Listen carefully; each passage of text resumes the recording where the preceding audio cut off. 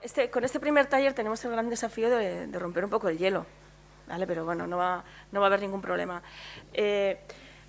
Lo primero que quisiera es disculpar disculpar a Alfons Cervera, que finalmente no ha podido presentarse. Ha expresado estaba muy apenado por no poder compartir con nosotros este momento, por no poder compartir este taller. Me consta que alguno lo conocéis personalmente incluso, así que bueno, ha transmitido su pesar por no poder estar aquí, pero bueno, somos conocedores de su obra, de su producción, y como este es el primero de muchos festivales, seguro que tendremos ocasión de volver a contar con él o de subir a la página web alguna de sus propuestas o alguna de sus iniciativas, ¿no? Con la idea de que cada uno de los aquí presentes queréis posicionaros como más os parezca con respecto al taller, con respecto a la propia asociación y demás, pues simplemente os invito, todos tenéis a la mano el programa, todos sabéis quiénes son, y lo que voy a iniciar únicamente es una ronda de autopresentaciones, ¿vale? Que cada uno se presente como considere, como se encuentre más cómodo, ¿vale?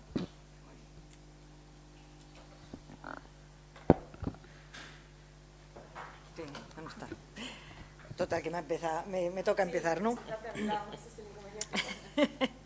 Muy bien. Bueno, primero, muchas gracias a la Asociación de Historia Pública por haberme invitado a venir a este festival. Mi nombre es Loreto Urraca Luque y yo he tenido que narrar el pasado por una imperiosa necesidad de desafiliarme de una persona que ha participado de un victimario, vamos, de una persona que ha participado mucho en la persecución a víctimas. Mi abuelo, Pedro Urraca Rendueles, era un policía franquista que estaba destinado en Francia para perseguir y capturar a los dirigentes más relevantes de la República.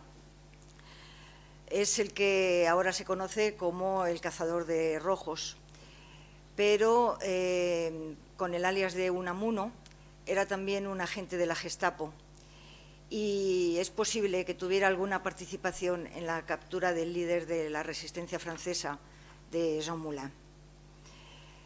Yo realmente supe quién era realmente Pedro Urraca Rendueles por la prensa. Me llevé una gran sorpresa, para mí me quedé estupefacta y en aquel momento no supe reaccionar, salvo que tuve un fuerte sentimiento de vergüenza y de rabia. De vergüenza porque descubría que era la nieta de un victimario y de rabia porque este apellido que llevamos en común, este Urraca, que es tan fácil de recordar, yo sabía que inevitablemente se haría un vínculo entre este Pedro Urraca victimario y yo misma. Y evidentemente aquello no me hizo ninguna gracia. Pero como digo, al principio no supe muy bien cómo reaccionar. Diría que casi intenté olvidar, sobre todo no querer saber más. Pero poco a poco me di cuenta de que era imposible y además inútil. Imposible porque el movimiento de la memoria histórica es, en aquella época, estoy hablando del 2008, o sea, justo un año después de la primera ley de memoria histórica, y entonces cada vez con más personas y con toda legitimidad iban a querer saber qué había ocurrido con sus familiares. Y yo no sabía nada y me sentía un poco responsable simplemente por llevar este apellido, por pertenecer a ese linaje. Con lo cual, si tenía que dar alguna explicación, pues la primera que necesitaba saber quién era realmente Pedro Urraca, pues era yo. Por lo tanto, empecé a interesarme, a leer todo lo que se había escrito sobre él y al punto ya de ponerme a buscar en archivos. Y pues una vez que, después de unos 5 años de ir a consultar archivos, tanto por España como por Francia, acumulé una cantidad tremenda de documentación, pues pensé, yo ya he satisfecho mi necesidad de saber quién era este Pedro Urraca, pero me parecía injusto que se nos hubiera ocultado durante tantísimo tiempo esa parte de nuestra historia, que además se había ocultado de una forma muy premeditada, precisamente para extirpar de la memoria colectiva qué había ocurrido con el exilio. Y me parecía tan injusto que una vez que yo ya había satisfecho mi necesidad de saber, tenía que darle una utilidad. Entonces, tenía que divulgar lo que había descubierto, tanto a nivel personal como, sobre todo, a nivel colectivo. Tenía que contribuir de alguna manera a una pequeña reparación que no había hecho, desde luego, mi abuelo, que por supuesto ya estaba muerto y no era posible enjuiciarle. Entonces, para divulgar, pues se me ocurrieron dos cosas. Lo que pasa es que sabía que la segunda iba a ser a mucho más largo plazo. La segunda, digamos, fue escribir una novela o escribir un libro, que no quise nunca que fuera un libro de historia, puesto que yo no soy historiadora, pero como además sabía que aquello, lo primero es que tenía que ver si era capaz de escribir aquella novela. Y entonces opté por abrir una página web que se llama pedrourraca.info, Los ojos de Franco en Francia, en la cual me hubiera gustado publicar íntegramente todos los documentos y especialmente los informes de París que Pedro Urraca iba enviando sobre sus labores de seguimiento a sus víctimas.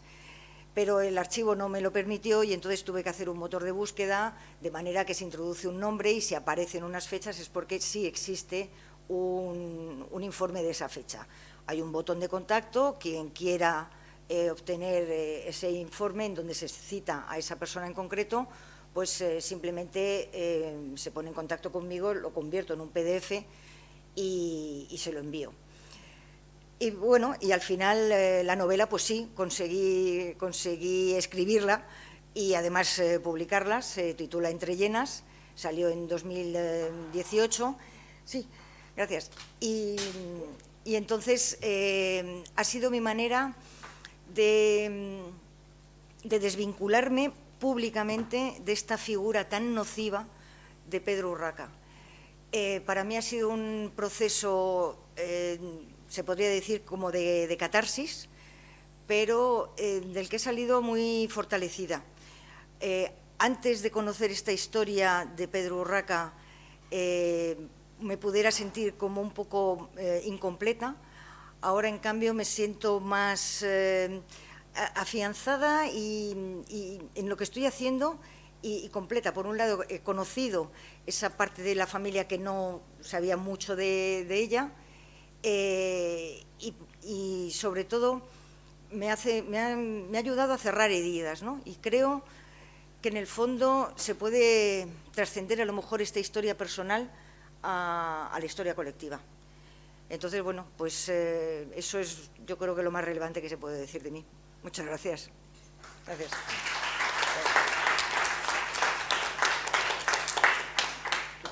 Sí.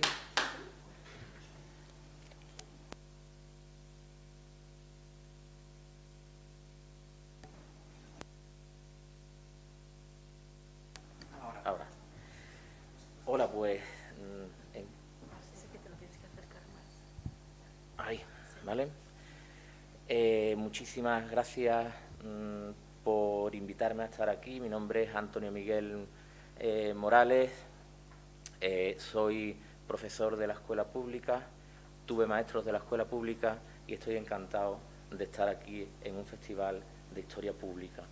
Así que muchísimas gracias. Os voy a contar un poco mi experiencia como dramaturgo, que es la que me trae fundamentalmente a esta mesa. Me voy a quitar esto mejor. A mí la literatura, especialmente la literatura dramática, me ha hecho recorrer en varias ocasiones ese camino nada fácil que te lleva de la realidad a la ficción, y he convocado desde ese espacio vacío del teatro a personajes históricos para introducir sus peripecias dentro de ficciones donde sus vidas representan una arista más de algunos dramas contemporáneos muy vinculados entre sí.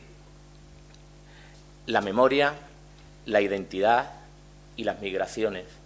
Y ahí desarrollo mi trabajo. Ese camino que va de la historia a la ficción es un camino natural.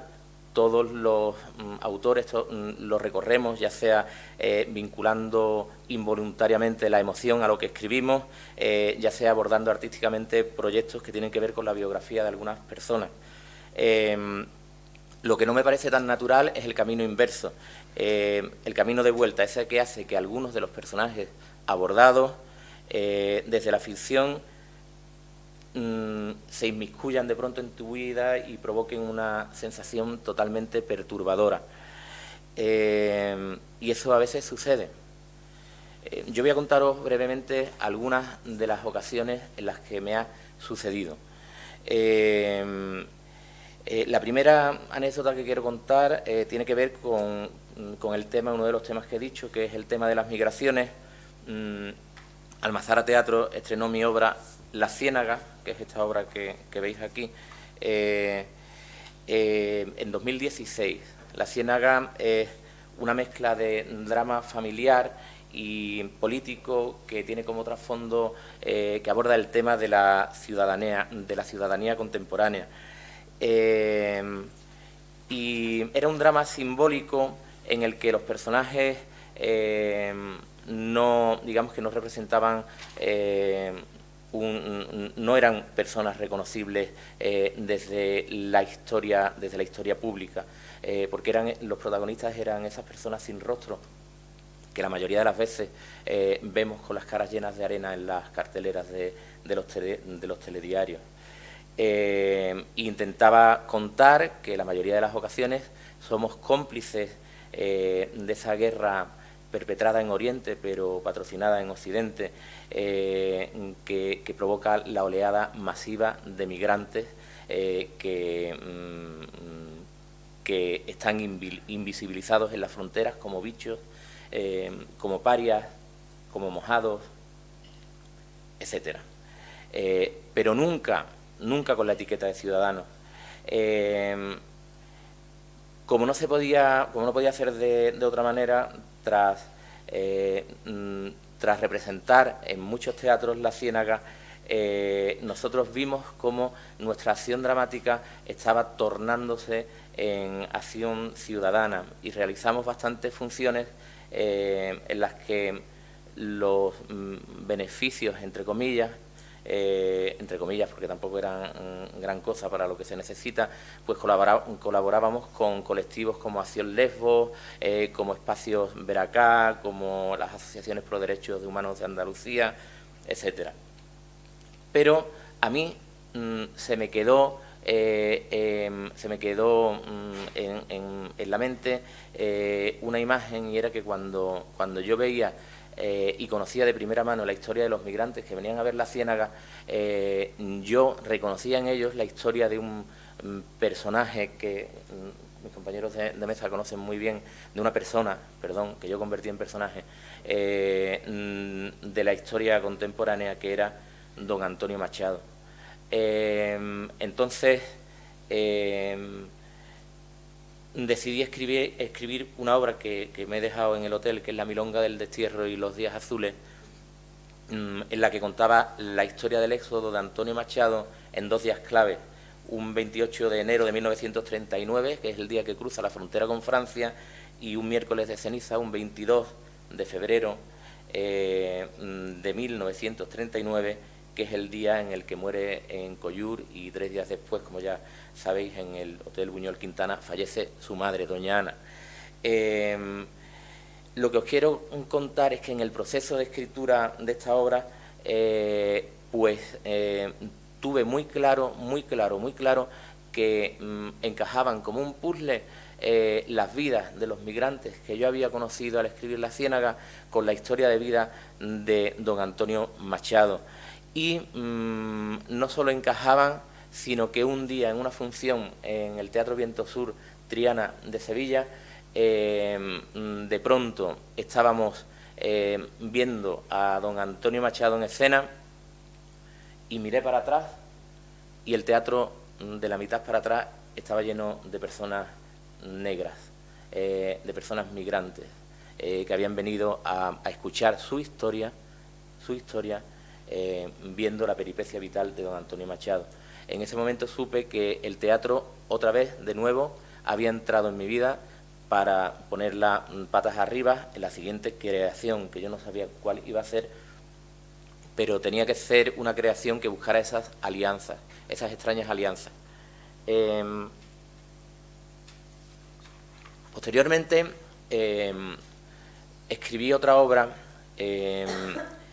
escribí dos obras que hablaban de identidad sexual y de memoria histórica, y que me provocaron los dos encuentros que os paso a narrar ahora. La primera fue Anatomía de un vencejo.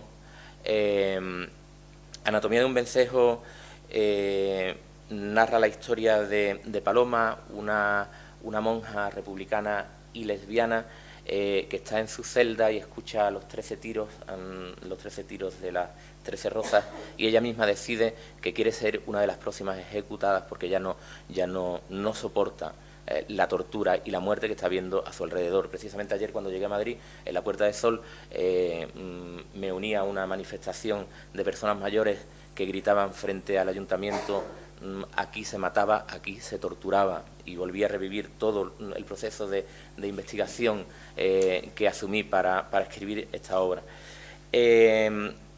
Para no alargarme mucho, quiero decir que esta obra se representó en varias salas de Madrid, y un día nos fuimos a Getafe, al Teatro Federico García Lorca de Getafe, con la compañía La Paranoia de Trastarabíes. Yo por la mañana había estado en la radio, en la cadena SER concretamente, hablando de que teníamos función para promocionarlo un poquito, para que viniera gente al teatro, y yo no sabía lo que estaba sucediendo al otro lado de la onda. Pero bueno, hicimos la función, una función que a mí me resultó preciosa, y al terminar la función una señora se dirigió a mí, vino hacia mí, yo vi que venía hacia mí. Me dijo: me han dicho que eres el autor, ¿no? Digo: sí, soy el autor. Dice: pues tengo algo que contarte. Pues esas fueron sus palabras: tengo algo que contarte. Y bueno, pues me quedé a escucharla. La señora se llama Laura, como su madre. Su madre se llamaba doña Laura Antonia Emiliana Contreras Fernández, y era una maestra cordobesa y republicana que estuvo presa en Ventas y tuvo que marchar a Francia junto a su marido, Antonio Lizaga, un aviador republicano condenado a 7 años de cárcel y destituido de su profesión hasta 1979. Esta señora había escuchado la historia que yo estaba contando en la radio y se había acordado de su madre, y me dijo que tenía que venir a contarme por qué se había acordado de su madre. Laura era una exiliada de cuna. El drama sigue siendo un drama contemporáneo. Vino a verme porque al escuchar una historia ficcionada, la historia de Paloma, entendió o encontró los vínculos con la historia de su madre, y me dijo: pero es que tengo algo que enseñarte. Y me enseñó, sacó del bolso un tesoro palpitante envuelto en un terciopelo negro que lo cuidaba. Era una miniatura de tela diminuta, cosida a mano, que su madre había sacado de la cárcel de Ventas, porque ella sí pudo salir de la cárcel de Ventas. La sacó escondida en el refajo, y en ese refajo, en esa telita escrita con una caligrafía esmerada, preciosa, que no olvidaré en mi vida, pude leer una sola frase porque me dio pudor seguir leyendo, y no pude hacerle foto porque me daba pudor hacerle foto, pero memoricé la frase, y la frase decía: hermana, hermanita, quedan 8 días para el momento fatídico. Quiero que sepas que te quiero mucho. Era una mujer que se despedía, una presa que se despedía de su hermana porque la iban a fusilar. Aquel encuentro casual en Getafe me recordó que hay silencios que no debemos consentir, y me dejó bien claro que la ficción a veces es la puerta de entrada más certera para acceder a nuestra historia reciente y conocer de primera mano a sus protagonistas, porque yo tampoco soy historiador, y abordo la historia desde la ficción. Y bueno, y me gustaría terminar, he dejado para el final porque esta historia me vincula a una de las personas que hay en esta mesa, una historia que habla de una persona que decidió un día ponerse en contacto conmigo porque había conocido una obra de teatro que yo escribí, que es esta, La verdadera identidad, de Madame Duval, en la que aparece su abuelo. La obra cuenta la peripecia vital de una mujer española refugiada en París, inscrita en la lista negra de Franco y buscada por la Gestapo y por un policía español, ya sabéis de lo que os estoy hablando, que tenía el encargo de eliminar a las principales autoridades republicanas en el exilio. Ese hombre dirigía una red de agentes secretos en Francia, dedicada al espionaje y a la detención, y su lista de perseguidos era extensa.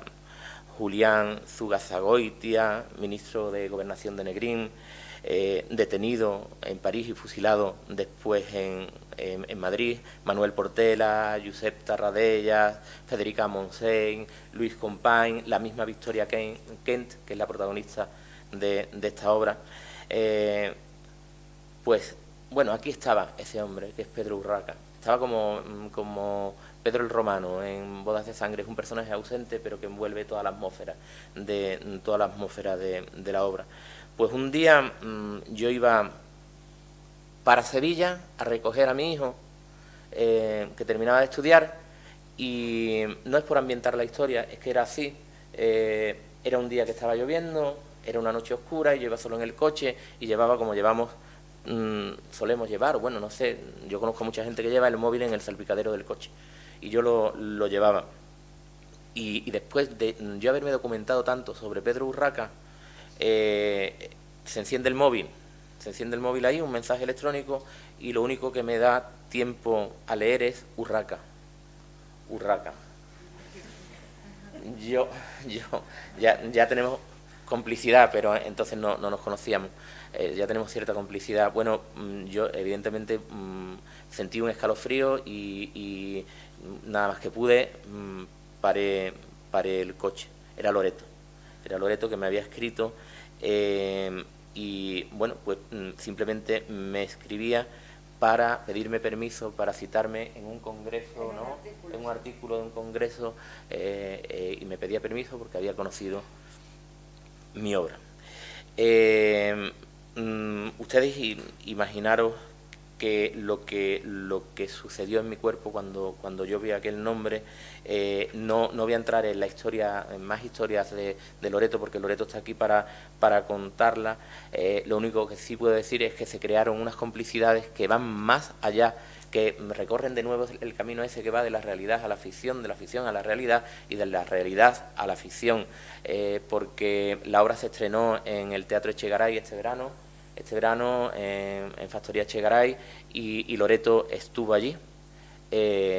Nadie podrá saber nunca lo que yo sentí viendo a Loreto allí, escuchando en una ficción el nombre de su abuelo. Yo incluso le dije: Loreto, te pido disculpas si en algún momento he sido excesivamente... Y me dijo: no, yo hubiera dicho mucho más.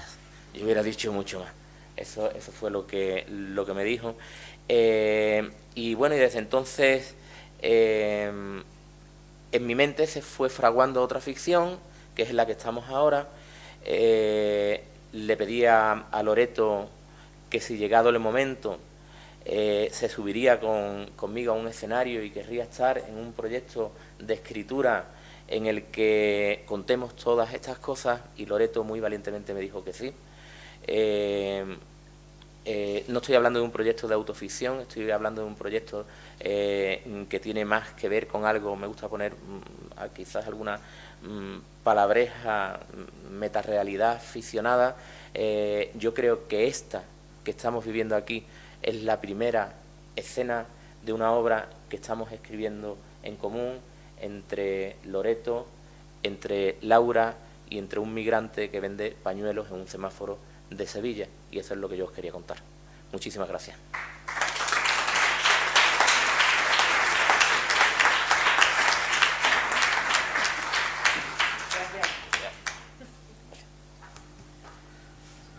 Hola, buenos días.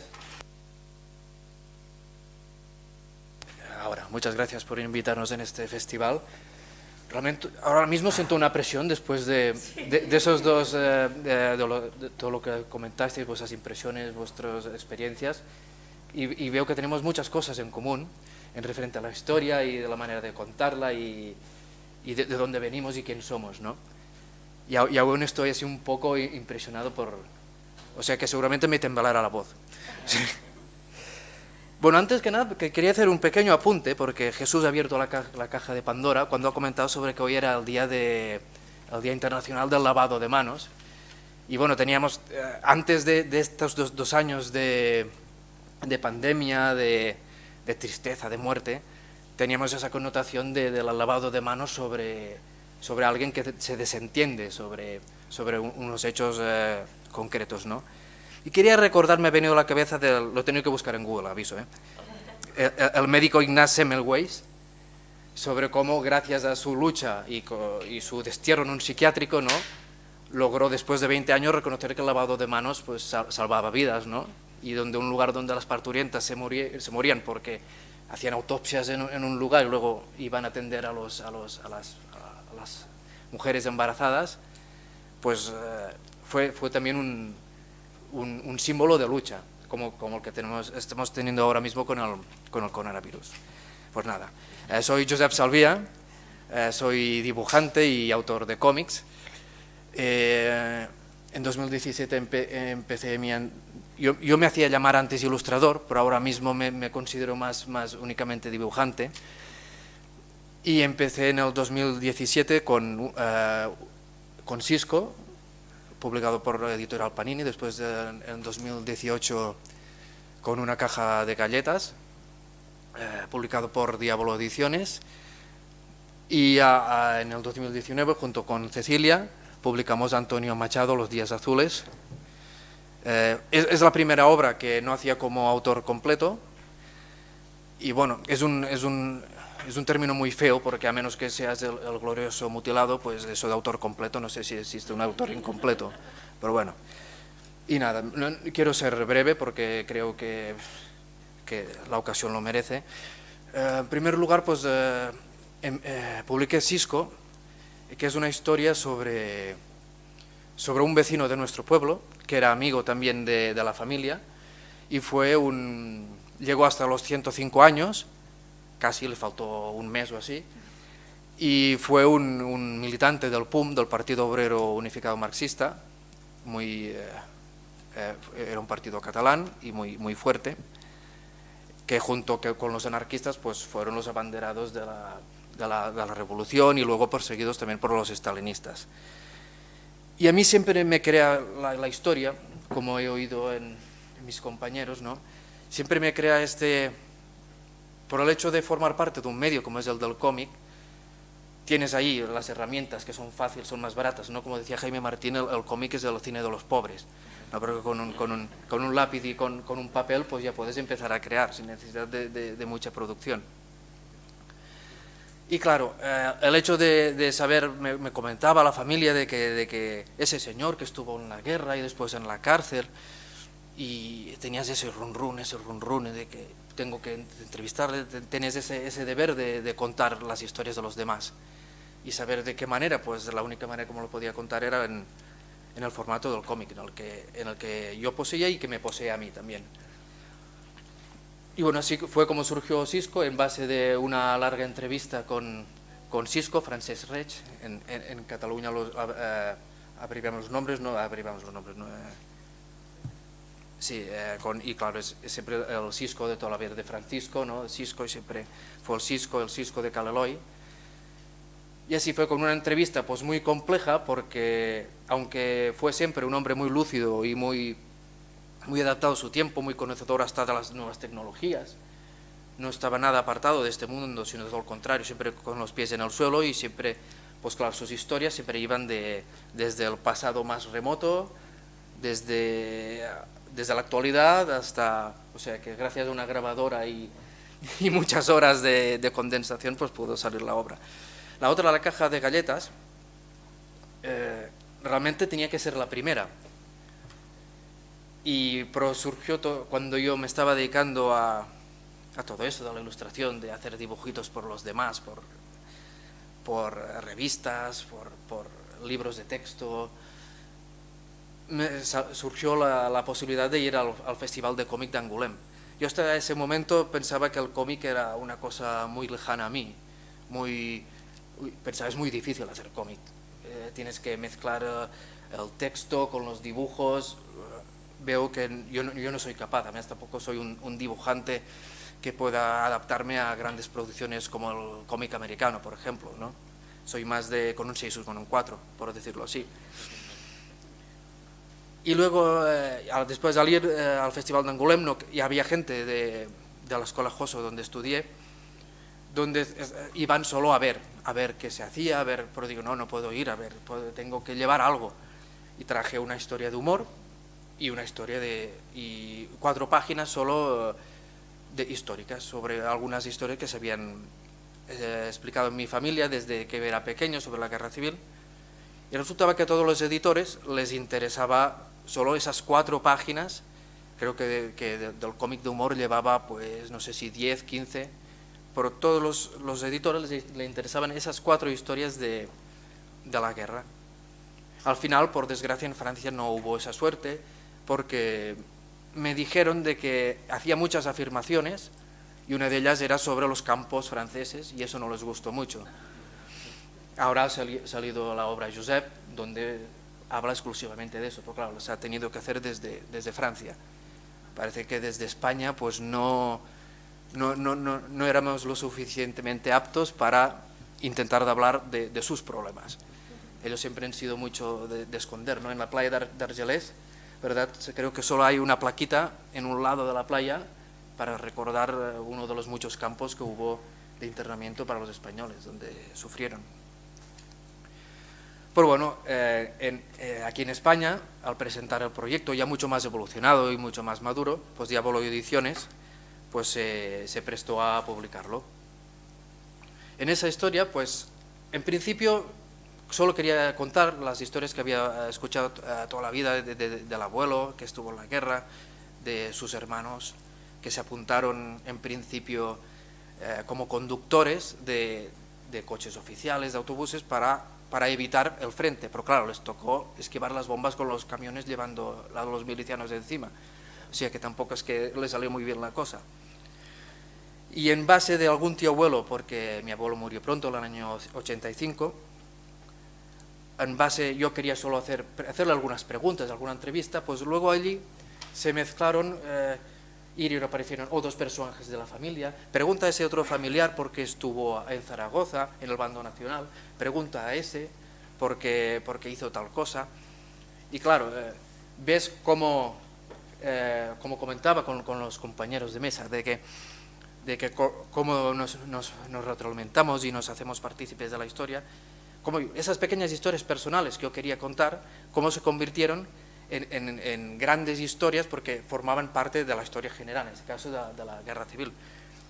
Había anécdotas como ese tío abuelo me comentaba, sí, íbamos con el camión, teníamos que llevar a los milicianos de Durruti, y luego Durruti nos decía, ¿cómo que Durruti? ¿Conociste a Durruti?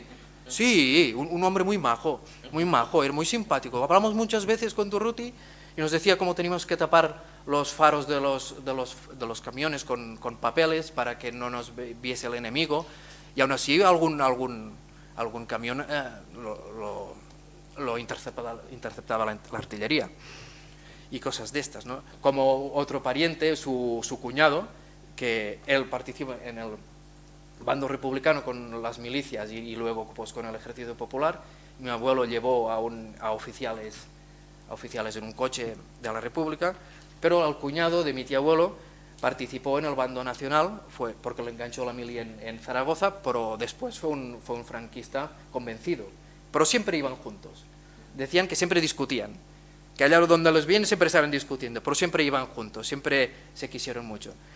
Y es curioso, ¿no?, como también hablando con otros autores y con algún otro editor, pues coincidió con que estaba dentro, después de oír las sirenas de bombardeo en Zaragoza, se les ocurrió refugiarse en la Basílica del Pilar, donde, como sabréis, cayeron esas 3 bombas, una fuera, creo que 2 dentro de la basílica, y nos tallaron, pues le cayeron en los pies. Esas bombas le cayeron en los pies, pum, pum, pum, pum, pum, se le fueron así. Y como con otros autores, también coincidimos que también estaban sus abuelos o las personas que también estaban en ese mismo lugar y vieron esas bombas como les rebotaban en el suelo. Y bueno, y así fue como lo que tenía que ser una pequeña historia de anécdota se convirtió pues y aún así intenté de cortarme al máximo para no hacer un libro de 200 páginas, porque es que si no se acababa. Y luego pues con Antonio Machado, Los días azules, ya en el 2019, llevamos con Cecilia, que aparte yo considero, bueno, no hablaré de ella porque sí creo que ella se puede presentar mejor. Aparte de estar casados, pues también llevábamos 10 años visitando la tumba de Antonio Machado, y a medida que se acercaba el aniversario de su muerte, pues Cecilia tuvo la idea de podríamos hacer un cómic pues basado en sus últimos 3 años, porque también pues fueron muy emotivos, muy intensos, muy tristes, y realmente fue la primera vez yo que trabajaba como coautor de un cómic, y no solo fue muy gratificante, también es mucho más fácil, porque cuando trabajas con alguien como Cecilia, como redactora y escritora, pues la cosa fluyó de una manera, pues yo pensaba que nos engancharíamos más, también lo que pasa con lo de las parejas, ¿no?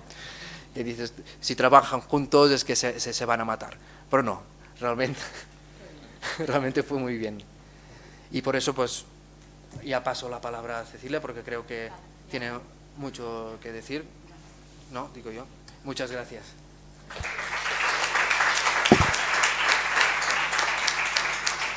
Bueno, esto fuera. Bueno, muchas gracias. Estamos encantados de venir aquí. Hablo porque vamos un poco en pack en esta ocasión, y quería agradecer a Jesús y a Miriam pues que nos hayan invitado, y también a la doctora Verónica Sierra, que hoy no está, pero que nos ha llevado un poco por estos mundos, es la parte académica, y no nos ha soltado de la mano en ningún momento, ¿no? De hecho, ella hizo nuestro prólogo, leyó nuestro cómic antes de que lo publicásemos, hizo correcciones que siempre le agradeceré, porque ella sí que tiene evidentemente su parte académica, pero luego pues tiene un conocimiento muy vasto como directora del archivo de la Fundación Antonio Machado en Collioure, y bueno, de las experiencias, anécdotas que se vivieron durante esos días en Collioure en los que estuvo Antonio Machado.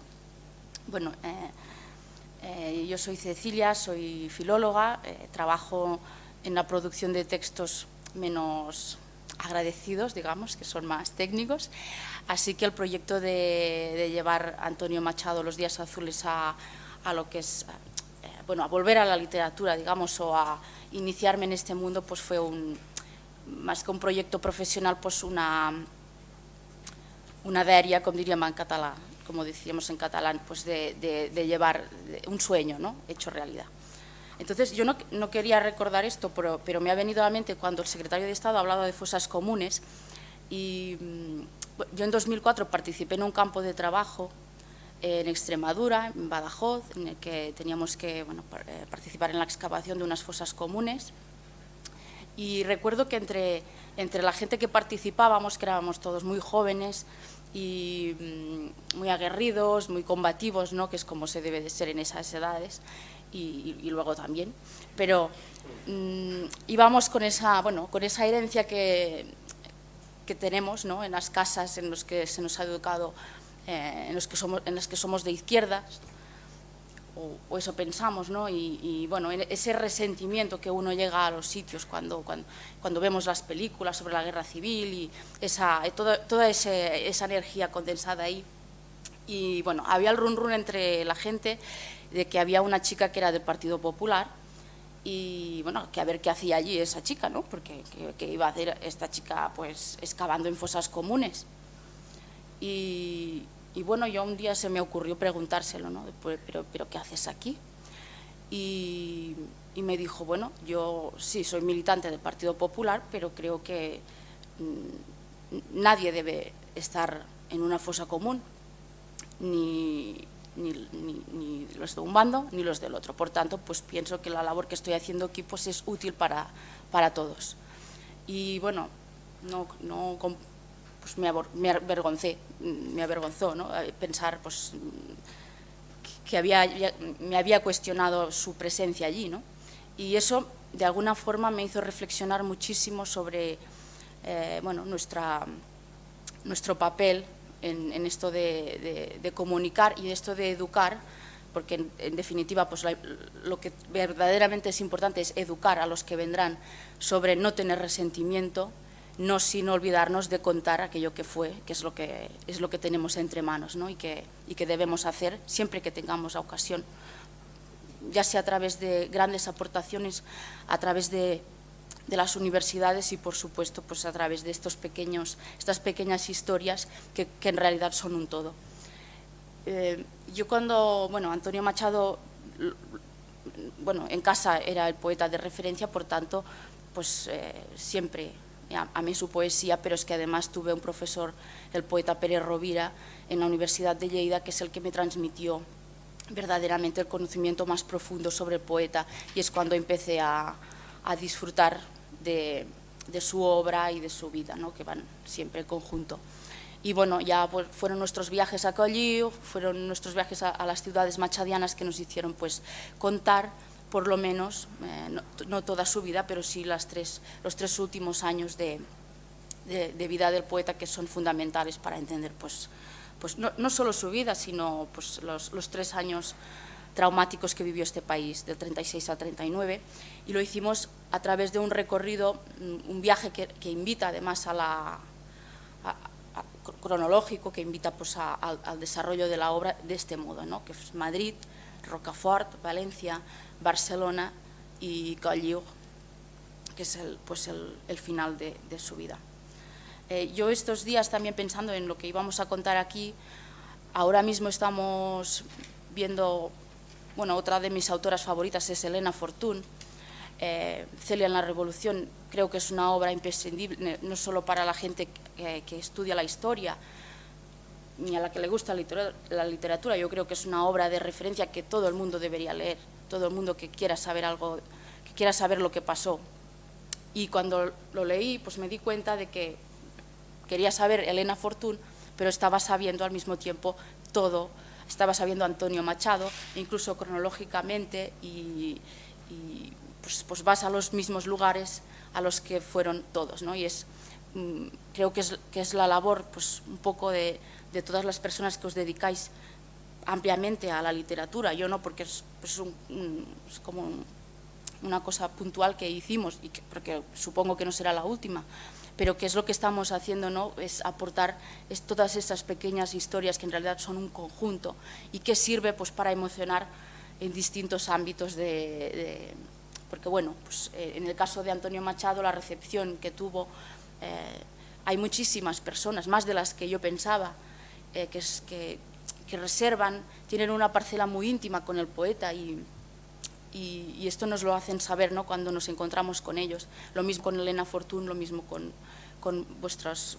personajes, ya sean literarios o reales, ¿no? Pues pienso que esa manera de conectar con ellos es la manera que tiene la sociedad de conectar en definitiva con la historia, y ahí pues es un trabajo enorme el que hacéis y el que ojalá se pueda seguir haciendo con la misma o con más intensidad. Y nada más por mi parte. Gracias.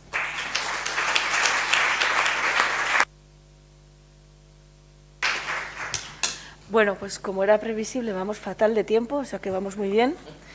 Y no sé cómo proceder, porque teníamos una serie de preguntas compartidas, pero no sé si alguien del público, porque la verdad que vuestras presentaciones han sido mucho más ricas probablemente que las preguntas que os habíamos propuesto. Si alguien, yo voy a dejar un par de preguntas, ¿vale? Y si alguien del público quiere dialogar con vosotros, participar, intervenir o contar algún tipo de experiencia similar, pues aquí es bienvenido, ¿no?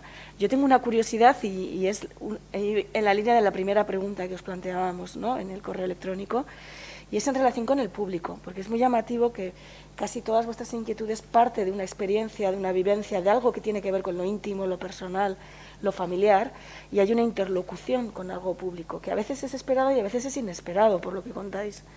Entonces, mi pregunta es, ¿hasta qué punto estáis pensando en el público cuando estáis rearticulando ese pasado, cuando estáis convirtiéndolo en una narrativa, en una expresión artística y demás?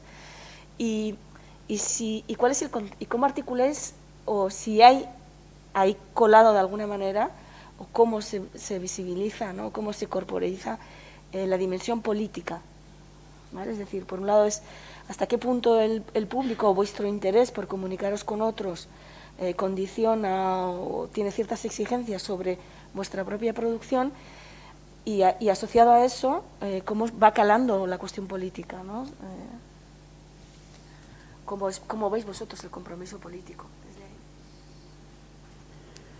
Me voy a sentar ahí porque os veo mejor, ¿vale?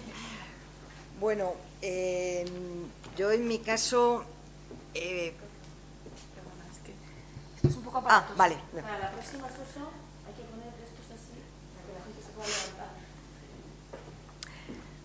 Bueno, yo a la hora de pensar en el público, para mí lo más importante era el rigor histórico.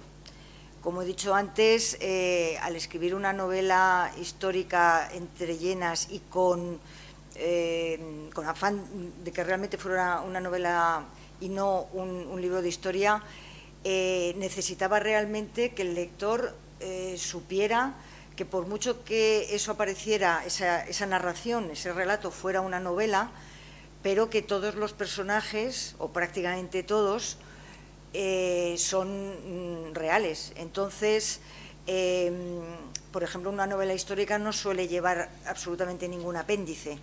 En mi caso, yo realmente apostaba porque todos los anexos que tiene la novela, como desde fotografías, reproducciones de documentos, una cronología para que también el lector, que a lo mejor no conozca tanto la época, se reencontrara, pero también incluso una pequeña noticia biográfica de cada uno de los personajes que realmente son históricos. Entonces, para mí lo más importante era la verdad, que se supiera que yo no estaba jugando con esos hechos históricos, ¿no? Eso para mí fue lo primordial. De hecho, yo acudí a muchos, a fuentes documentales y a obras históricas, pero también a profesores de historia para que releyeran el manuscrito antes de publicarse, por si acaso no solamente me hubiera a lo mejor equivocado en algún dato, sino que se me hubiera olvidado mencionar algo importantísimo, ¿no? Porque para mí era eso lo más importante. De hecho, la mejor crítica que le han podido hacer a Entre Llenas es algo así como es un libro de historia serio que se lee como una novela. Entonces, yo con eso, dicho por alguien como Paul Preston, pues me puedo sentir realmente muy, muy satisfecha. En cuanto a la acogida del público, digamos que del público en general pues ha sido buena. Yo creo que es un libro que se defiende bastante bien solo, y yo estoy encantadísima con su tercera edición. Me llamó mucho la atención, vamos, yo tenía mucho miedo, por ejemplo, al hacer las primeras presentaciones, pues que de entre el público me saliera alguien criticándome, como por ejemplo había ocurrido en un comentario en prensa, que alguien escribió que los trapos sucios se lavan en la familia. Entonces yo tenía miedo en las presentaciones de encontrarme con gente así, ¿no? Mi sorpresa fue todo lo contrario. He estado en varias presentaciones, o por ejemplo en lugares en donde es más fácil a lo mejor encontrarse con descendientes de víctimas, ¿no? Por ejemplo, en presentaciones organizadas por la Asociación de Memoria Histórica de algunas provincias, o incluso en Toulouse, y para mí ha sido de lo más satisfactorio el agradecimiento que he visto y que me han transmitido precisamente esas víctimas, esas descendientes de víctimas, porque veo que por lo menos ese esfuerzo y esas diotrías que yo he perdido investigando a este Pedro Urraca y divulgando y denunciando qué es lo que hizo, es bien acogido precisamente por el núcleo de las personas que yo quiero reparar, ¿no? Entonces, yo estoy más que satisfecha con todo eso.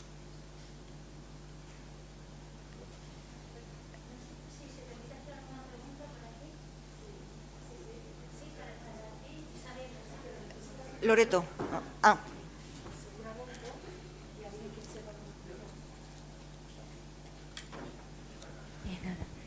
Gracias. Se me oye, ¿verdad? Sí. Mira, es una pregunta un poco, me parece, de índole personal hacia ti, entonces no sé si consideras apropiado contestarla o no contestarla. Cuando perdonar que no conozco, no recuerdo bien los nombres, cuando estabas hablando de que encontrabas en una fosa de la memoria histórica o en una exhumación una persona del Partido Popular y tal, según te he entendido, y ella misma decía, se sentía quizá como ciudadana, con la obligación de estar ahí para reparar tanto de un bando como otro, quizá tú dices que te sientes, perdona que estoy un poco nerviosa, pero no enrollarme demasiado, que te sentías con la necesidad de interpelarle porque parecía que estaba fuera de lugar, pero tú habías recibido la influencia de tu familia y te habían de alguna forma educado, te habían contado sus historias y te sentías fuerte para estar ahí y poderle interpelar. Pero cuando estás precisamente en el otro bando, como por ejemplo en mi caso, en el que tanto toda la familia de mi padre como de mi madre son, digamos, de los malos, entre comillas, pero tú tienes la seguridad y la certeza de que la verdad no es esa, ni la que te cuentan, y moralmente sabes que siempre hay que estar del bando del perdedor, del que han matado, del que han, lo sabemos por la historia que en parte intuyes, en parte te cuentan. ¿Cómo? Que es a lo que voy, a mi pregunta.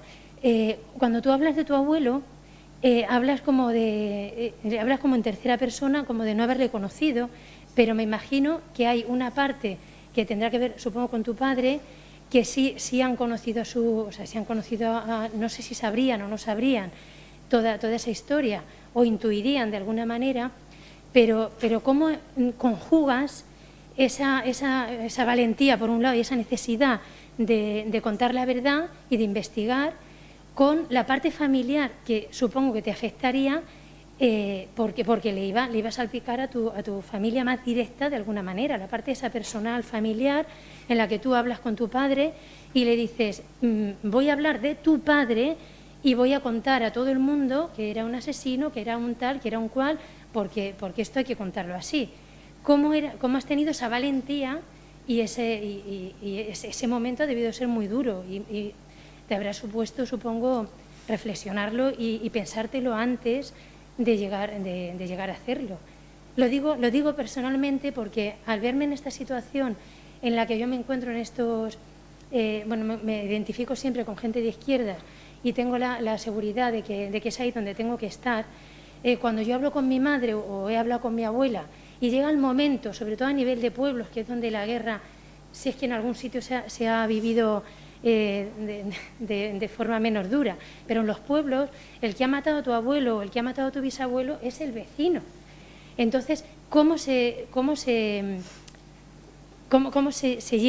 puede llevar esto? Porque yo en el momento en que ella me dice, es que a mi padre, a mi abuelo le cogieron el vecino, que era rojo, y le llevó a la plaza y le dijo y tal. Ella no me cuenta lo que mi abuelo hizo, eso no me lo cuenta, ni yo me veo con la... No creo que deba preguntárselo, es muy duro para ella, pero claro, me encuentro en una situación entre la espada y la pared en la que nunca soy capaz de preguntar y de informarme, porque sé que lo que me va a decir va a ser duro para ella y duro para mí. No sé si me he liado demasiado. Sí. No te preocupes porque te he entendido perfectamente, porque debes sentir un poco esa rebeldía, ¿no? Pero para ser rápida, a mí me lo pusieron fácil, en el sentido de que yo vengo de una familia desestructurada. No ha habido una transmisión de memoria paterna. A mi padre le he tratado muy poco y a partir de mis 18 años. A este abuelo Pedro Urraca le conocí con 18 años. Entonces, de su existencia sabía muy poco, pero no quién era realmente. Eso lo descubrí a través de aquel artículo de periódico El cazador de rojos. Pero también me lo han puesto fácil en el sentido emotivo. Yo no he tenido que romper absolutamente ningún lazo de amor ni emotivo. Y tampoco he tenido que pedir ni permiso ni avisar a nadie. Eso me lo han puesto muy fácil. Pero cuando oyes historias como las que ocurren en Argentina o en Chile, cuando son los propios hijos de esos victimarios que se han criado con ellos, que les han querido, porque han sido buenos padres además, y han tenido que romper realmente ese lazo, eso sí que es valentía. Y claro, yo al compararme con ellos, pues claro, lo mío no tiene nada. Aquellos son auténticos traumas. Son historias rebeldes, pero llevadas al máximo extremo, pero creo que son muy curativas. Gracias.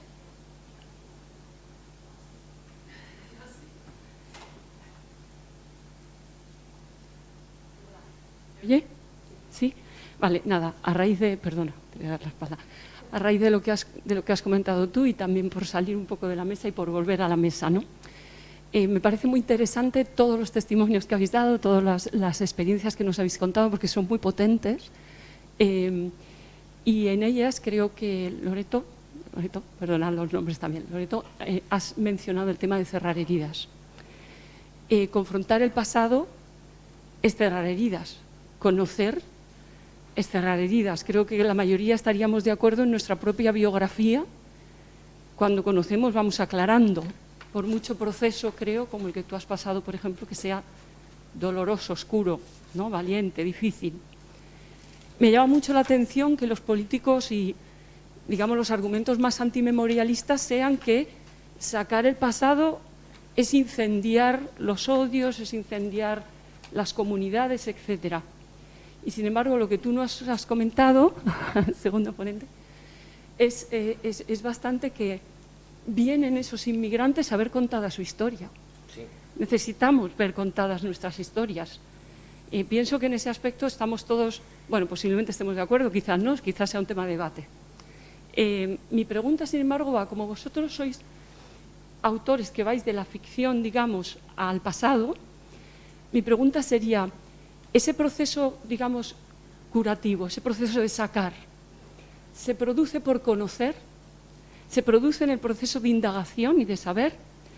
¿O se produce al escribir? ¿Se produce al crear, al recrear el pasado, al contároslo y contárnoslo? ¿Vale? Esos dos niveles, a ver cómo lo veis. Gracias. Yo ya he hablado mucho. Bueno.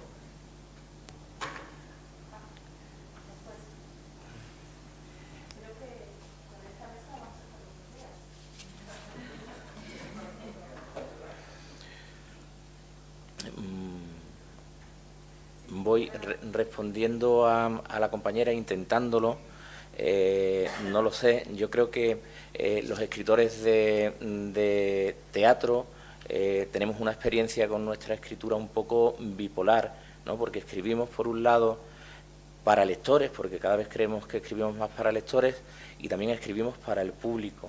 Pero hay una palabra definitoria en el drama, que es la catarsis, a la que tú has hecho,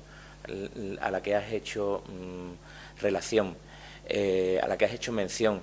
Entonces, yo creo que la experiencia esta catártica muchas veces transcurre en el público, porque el público es el verdadero espacio poético del teatro. Y muchas veces, como decimos que el teatro, bueno, a mí personalmente el teatro que especialmente, y el arte en general que especialmente me conmueve, es el que es capaz de situarse enfrente del poder, porque es el poder el que nos cuenta siempre su historia.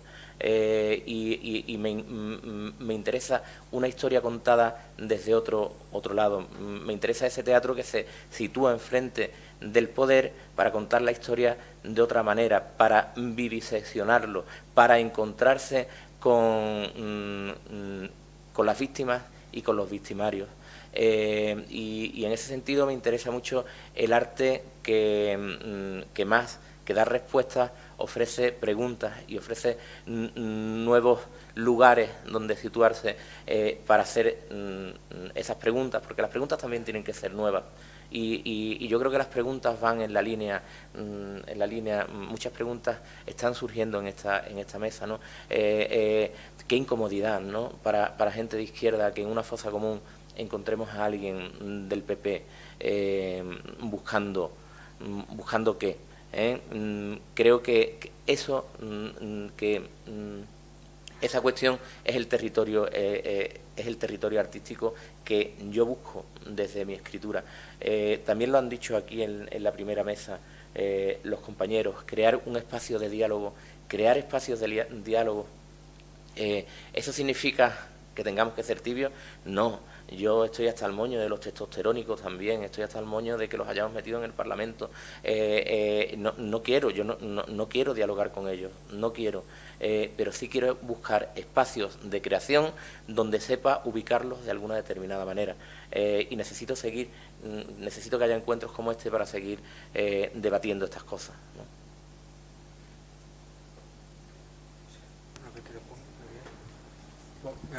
Un poco sobre las dos preguntas o comentarios que se han lanzado. Es muy interesante, ¿no? Pero como lo que estaba contando sobre... A mí el hecho de saber esas historias en casa, yo vengo, a diferencia de Cecilia, que viene de una familia pues que poco a poco pues se decantó más por la izquierda. Vengo de una familia pues digamos más apolítica, y que luego con la democracia fue a parar un poco más a la derecha, digamos, ¿no? Siempre he oído esas historias, y he sentido el deber de quererlas contar, ¿no? El hecho de ser catalanes, pues claro, por ejemplo, en la caja de galletas, pues puedo contar las primeras historias de represión de la República contra gente de derechas o pertenecientes pues a la Falange o lo que sea. Claro, lo que se comentaba en los pueblos, venimos también de un pueblo de 2.000 habitantes, 2.500 habitantes, y siempre es que los rojos mataron a ese empresario. Oh, ¿y por qué lo mataron? Luego, pues, visitando los archivos de los tribunales populares y todo eso, es que tenía un arsenal en casa, o tenía un arsenal guardado en casa, cosas que tampoco se cuentan sobre, que bueno, y también en la caja de galletas, no, en Cisco, pues explico pues muchas barbaridades que se cometieron en el pueblo por manos de los mismos vecinos, que el mismo Cisco nos dijo que los mismos más feroces o murieron en la guerra o fueron fusilados justo en el mismo, o sea que al final las víctimas pues fueron personas como él, que nunca quiso participar en matar a nadie ni en perseguir a nadie, y de alguna manera pues no. Y ese deber mismo que me condujo a mí, o nos condujo también el mismo Antonio Machado, en querer contar las historias al poseer el medio, pues también cosas, pequeños detalles, pero muy importantes. Uno muy divertido, por ejemplo, que lo tenía apuntado aquí, y es que también me enteré gracias a esas entrevistas que mi bisabuela dio la teta a Martín Villa. fue sabéis, el ministro de Gobernación durante las últimas épocas de Franco. Y claro, es como esas historias, cómo se van entrelazando y al final esa relación que tenemos todos y que nos debemos a la historia. Sí, vos digo una cosa. En mi caso, y a lo mejor yo no lo creo, yo creo que todas las personas que nos dedicamos un poco a las letras tenemos ese componente emocional, un poco pues que lloramos fácilmente y que demás.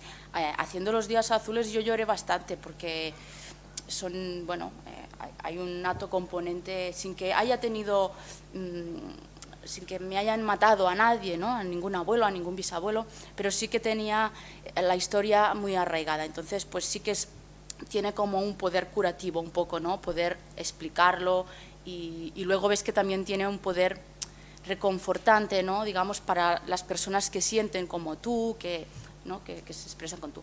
Y luego hay una cosa que yo aprendí de Sisco y que la verdad es que me doy cuenta de que está presente siempre en nosotros porque era un hombre muy sabio, y es que él decía, fes el bé y no miris aquí, haz el bien y no mires a quién.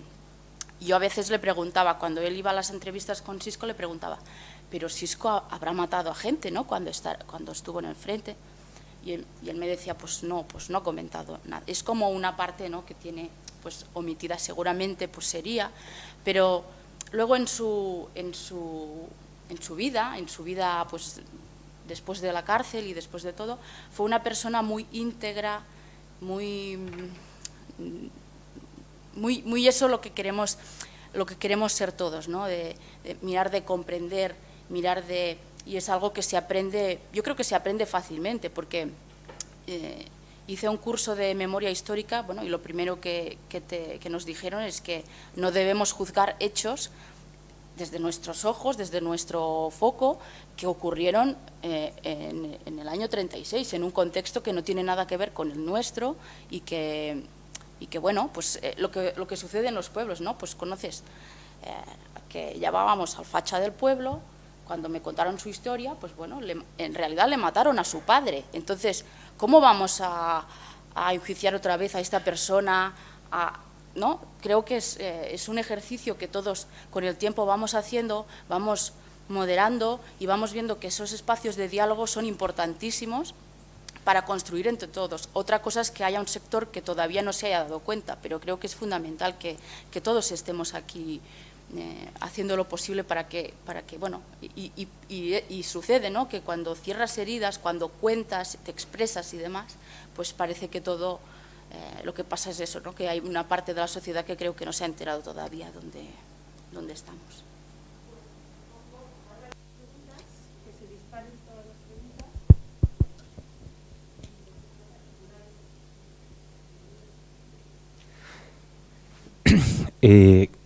Sin duda, gracias a los cuatro por vuestra presencia, vuestras intervenciones extraordinarias para los que no nos dedicamos a la ficción.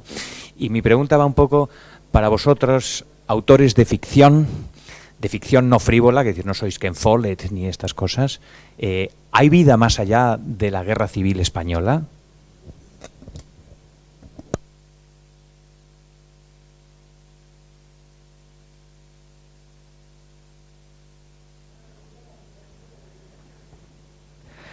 Hola, bueno, es difícil hacer una pregunta después de esa pregunta, porque además voy a seguir hablando de la guerra, entonces me la ha puesto un poco complicado. Bueno, muchas gracias a los cuatro, ha sido un placer escucharos. Voy a lanzar dos preguntas que creo que pueden resaltar cosas de las que no se ha hablado todavía. Voy a empezar por Loreto, a la que conocí en Toulouse, no sé si te acuerdas de mí, soy Guadalupe, de la Universidad de Alcalá, con la mascarilla no me conocerás. Y en Toulouse quiero recordar que contaste algo, o a lo mejor tengo un poco distorsionada la memoria, también podríamos hablar de las distorsiones de la memoria, pero me gustaría que explicaras un poco por qué decides hacer la página web, que me parece un proyecto fascinante, no solamente para difundir el trabajo de búsqueda que habías hecho sobre tu abuelo, sino para ayudar a los que fueron víctimas de tu abuelo, ¿no? Entonces, quería que explicaras un poco, porque me parece que en Toulouse sí lo contaste, cuál ha sido tu experiencia con esa página web, y también preguntarte si has hablado con las instituciones públicas para que den soporte a esa web que pueda ayudar a tantísimas personas, ¿no? Estoy pensando en el portal de víctimas, ¿no? Por ejemplo, que está asociado a Pares o algo similar. No sé si a lo mejor no te interesa asociarlo, pero creo que estaría bien para darle más visibilidad, ¿no? En ese sentido. Y mi segunda pregunta es para Cecilia. Yo conozco bastante bien vuestro trabajo porque trabajo con Verónica Sierra en Colibro, entonces lo conozco, y también os quería preguntar por la web, ¿no? Porque si no recuerdo mal tenéis también una página web en la que habéis difundido, ¿no?, parte del trabajo que hicisteis con esos días azules, y os quería preguntar también un poco por cómo ha sido esa difusión y cuál ha sido la experiencia que habéis tenido en relación a eso.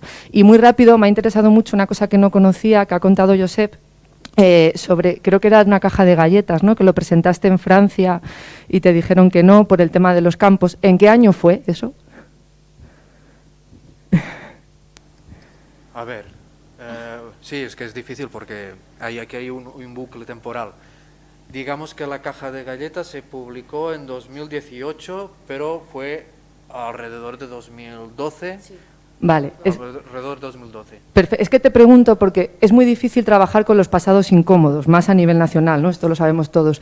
Creo que en Francia has hablado del trabajo de la última película que ha salido, que es parte de una aventura gráfica, ¿no?, de Josep sobre Bartoli. Pero creo que, además de que él fuera francés, ha contribuido mucho en que esa película vea la luz todo el trabajo que se ha hecho desde el Memorial del Campo de Ribesalt. Y eso se inauguró en 2015, aunque el trabajo era mucho anterior, ¿no? Creo que poner el foco a nivel público y además a niveles muy distintos, ¿no?, tanto interviniendo las escuelas, interviniendo la universidad, interviniendo las asociaciones de memoria, que son las que han hecho posible que Ribesalt sea ahora lo que es, ¿no?, pero también interviniendo el gobierno francés en ese sentido, ¿no? Y ese reconocimiento que se ha hecho a toda la historia que hay en torno a Ribesalt y en torno a la memoria, creo que ha ayudado a que los campos se vean de una forma no diferente, pero sí que sea más fácil, ¿no?, hablar de ellos, o al menos que se conozca más, por lo menos no en Francia. Así sí, que... Y fíjate que hasta, mira si fue grave la cosa, que esta editorial, que la tercera que quería publicarlo, me fueron dando calabazas, una detrás de otra, una porque decía que había demasiado sangre, y digo, hombre, es una historia de la guerra, no nos daremos besitos. Luego había pues otra editorial que dice que quebró, y esta tercera hasta llegué a cobrar, y que al final no me lo publicaban. Claro, lo encontré muy raro que había, y este último fue el que me dio la explicación sobre que hacía demasiadas afirmaciones, pero claro, eran las vivencias de una serie de personas, y claro, no podía omitirlo, tampoco sentía ese deber de que tenía que contarlo.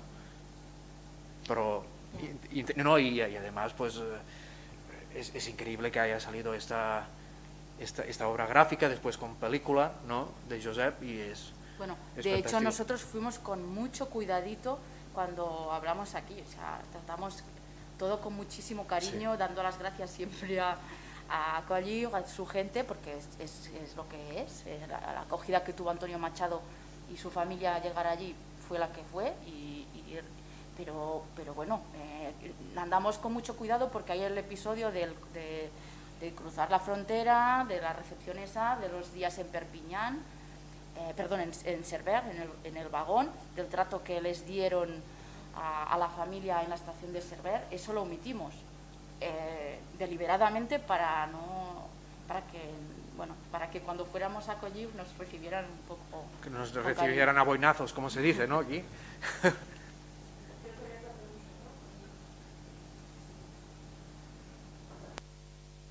Gracias a todos los que han intervenido y me ha gustado mucho este taller.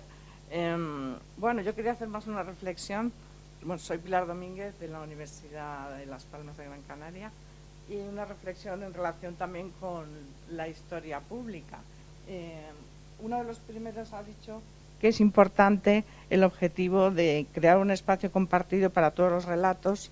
Yo estoy de acuerdo con esa finalidad, pero yo creo que aquí lo que se ha visto, y en relación con lo que preguntaba, también decía un compañero sobre el franquismo, es que sobre todo hay un relato hegemónico que es el que hay que contraponer, ¿no?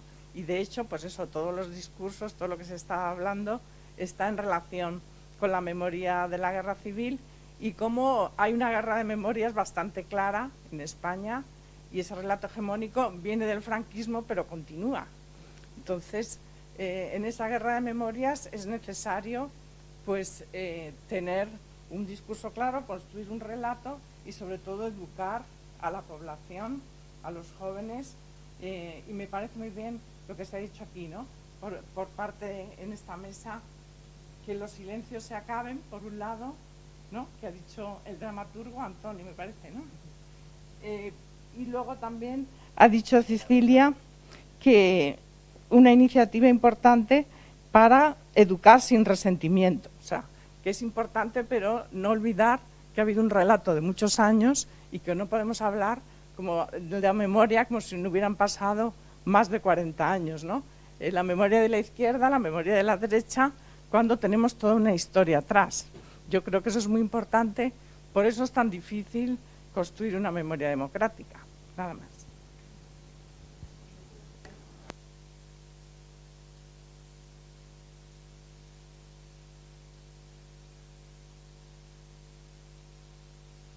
¿Está encendido? ¿Sí? Bueno, es un poco aunando ambas cuestiones, porque, claro, nosotros somos medievalistas y nos preguntamos, efectivamente, ¿dónde quedan esas historias que quizá emocionalmente no son tan cercanas y que a lo mejor por eso atraen menos en este debate político? Pero, ¿qué pasa cuando la dejamos entonces como un nicho prácticamente de la derecha, si pensamos en las ficciones medievales? Porque al final puede ser que desde el punto de vista de la gente más politizada hoy en día en la izquierda o de las víctimas, por supuesto la guerra civil es mucho más interesante, pero a lo mejor las ficciones medievales están llegando a más gente que se considera política y les están llevando precisamente al otro terreno. Y bueno, yo me preguntaba si como autoras y autores consideráis a lo mejor un terreno igualmente factible para conmover y para realizar memoria histórica, pues historia medieval o moderna. Muchas gracias. Quiero ser tan rápida que lo hago inmediatamente. Que el debate no solo va a estar aquí, va a estar también en el café, va a estar también en el camino al cuarto de baño, donde os van a atrapar, va a ser en la comida, en el baile, en el pintarrajeo, perdón por la expresión, en las pintadas que hagamos, los que no sabemos pintar. Así que nada, os invito a que... Bueno, yo muy brevemente respondo a Guadalupe, eras, ¿verdad? De los museos. Ya sé quién es. Bueno, me has preguntado por la página web. Es que no solamente era por la rapidez antes que lo de la novela, porque es mucho más fácil montar una página web en donde simplemente hay un poquito de contexto histórico y luego lo primordial era esa información, ¿no? El contenido de aquella información. Y a mí es que me surgió la idea... el primer archivo que fui a consultar fue el de la Administración en Alcalá de Henares. Nunca había entrado en un archivo y ver aquel legajo de documentos en donde se veía el sistema de persecución, porque eran informes diarios y varios incluso al día enviados por un policía a la Dirección General de Seguridad y al Servicio de Falange Exterior. Esos papeles que se autocopiaban con carboncillo a 4 y para que no se equivocaran en una sola letra de los nombres, los ponían siempre en mayúscula y se notaba que habían escrito con mucha más fuerza, y a mí de cada mayúscula aquellas me salía una historia. Y veía tal injusticia que fue lo que me impulsó realmente a divulgarlo, a darle una utilidad precisamente para que los descendientes de aquellas personas, aunque fuera, pues supieran pequeños datos.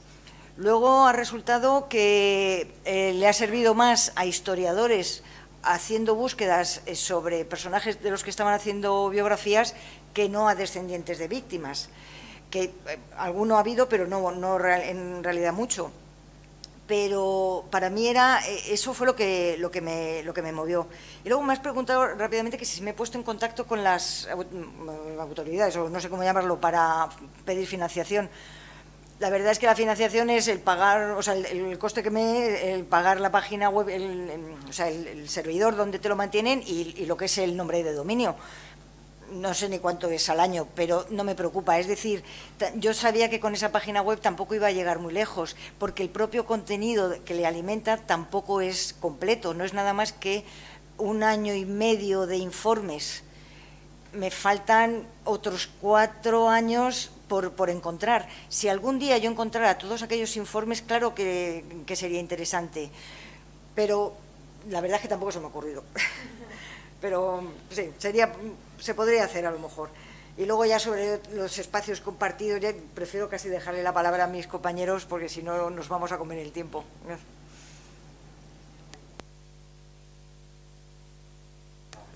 Ahora, quería responder un poco a la pregunta del compañero sobre si hay ficción más allá de la guerra civil, ¿no?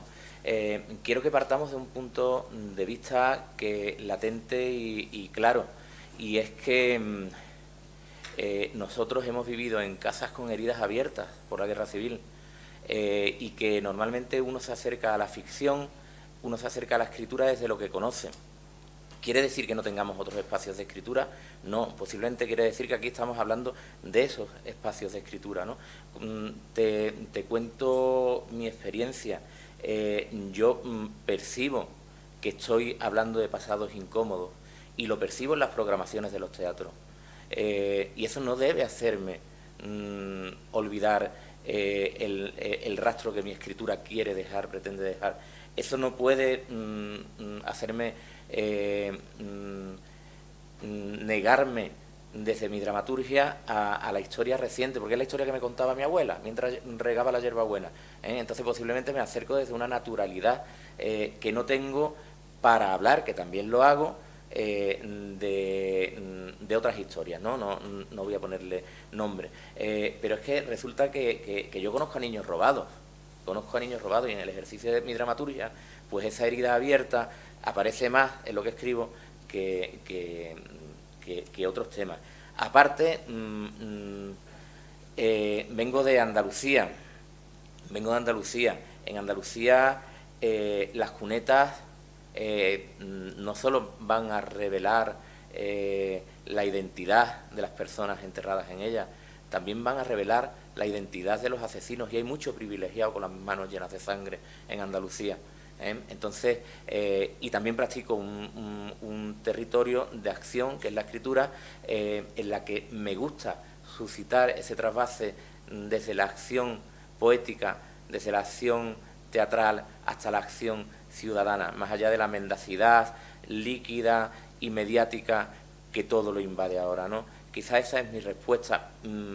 Estamos enfocando en la guerra civil, quizás por el foro en el que estamos, pero creo que también es muy natural que los autores de nuestras generaciones, que más o menos podemos decir, hay gente más joven, pero que más o menos podemos hablar de que pertenecemos no a una generación, sino a una época, que hablamos de esto de una manera natural.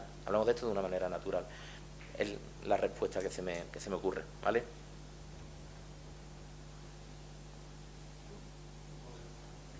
Sí, bueno, respecto a esto de si hay vida más allá de la guerra civil, bueno, pues de lo que dices tú, ¿no? Pues que precisamente si estas heridas estuvieran cerradas, pues a lo mejor no tendríamos la necesidad quizá de hablar tanto de la guerra civil, porque es cierto que muchísima literatura, muchísimo cine nuestro, pues está vinculado a la guerra civil.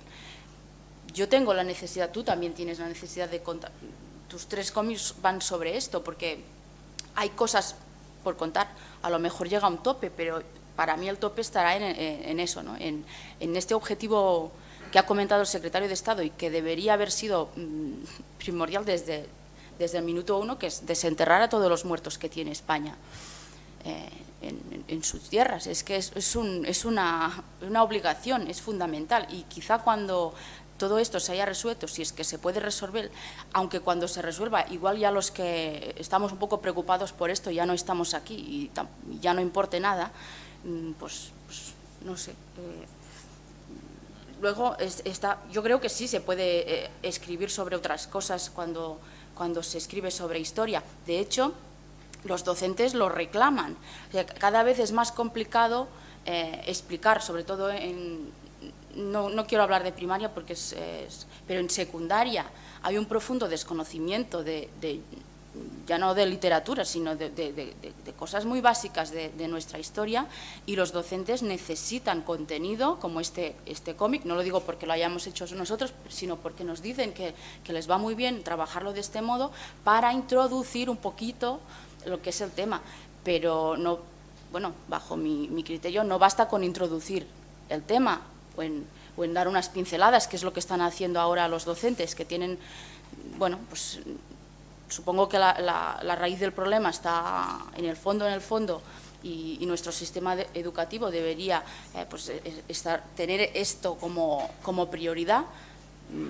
Para mí es importante, a lo mejor para el resto no, pero creo que en ese sentido pues podrían contarse historias medievales, o podrían contar historias de otras épocas que son tan interesantes, porque en realidad son historias de vida y son historias de emociones, son historias de amor, son historias de odio, de guerra, que han sucedido ahora y que sucedieron entonces. Entonces, pues bueno, creo que esta es mi... Sobre la web que me comentabas, Guadalupe, pues sí tenemos una web, pero me da un poco de vergüenza decirlo porque no la tenemos muy actualizada, así que losdiasazules.com, pero sí que ha nacido pasa que ha habido la pandemia ahí